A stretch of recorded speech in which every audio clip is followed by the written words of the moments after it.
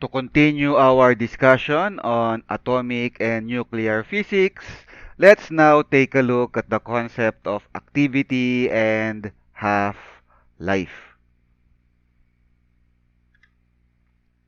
Suppose you have a certain number of a particular radioactive nuclide. If no more of these radioactive nuclide are produced, the amount of the radioactive nuclide will decrease as the nuclei decay. The rate varies over an extremely wide range for different nuclides. So there different nuclides basically, different nuclides will decay at different rates.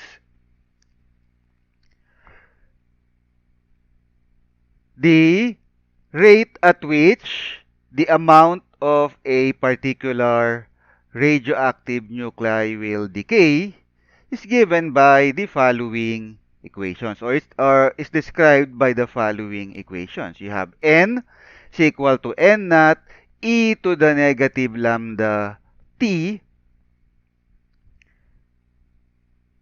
and you have negative dn over dt is equal to lambda n. N is the number of remaining nuclei after time t has passed, while n naught is the initial number of nuclei. So, initially you have n naught number of nuclei. Time t passes.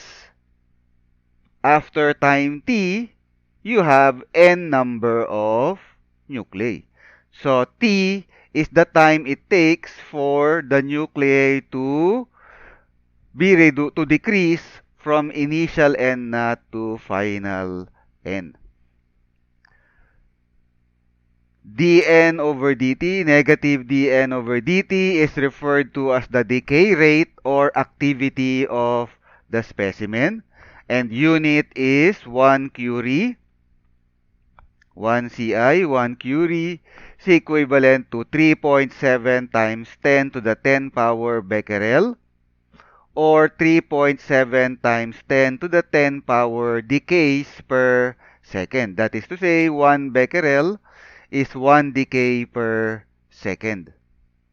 And lambda is the decay constant, and it will depend on the nuclide. So different nuclides will have different decay constants. The half-life, T1 half, is the time required for the number of radioactive nuclei to decrease to 1/2 the original number n naught. Then half the remaining radioactive nuclei decay during a second interval T1 half, and so on. That is to say, the numbers remaining after successive half-lives are, so the first T1 half will give you remaining number of nuclides n naught over 2. And then after a second T1 half, you have n naught over 4. So let's say T1 half is 1 hour. So initially you have n naught. After 1 hour, you have remaining number of nuclides n naught over 2. And then after another hour, n naught over 4. And then after another hour, n naught over 8. So essentially, initially, time is equal to 0, n naught. And again, let's say T1 half is 1 hour. So T is equal to 0, n naught. T is equal to 1 hour, n naught over 2. T is equal to 2 hours, n naught over 4. T is equal to 3 hours, n naught over 4. Again, for T1 half equal to 1 hour.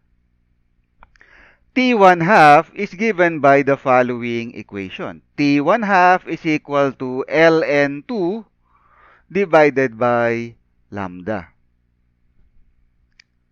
Aside from half-life T1 half, you also have the T mean, mean lifetime, or simply lifetime of a nucleus or unstable particle.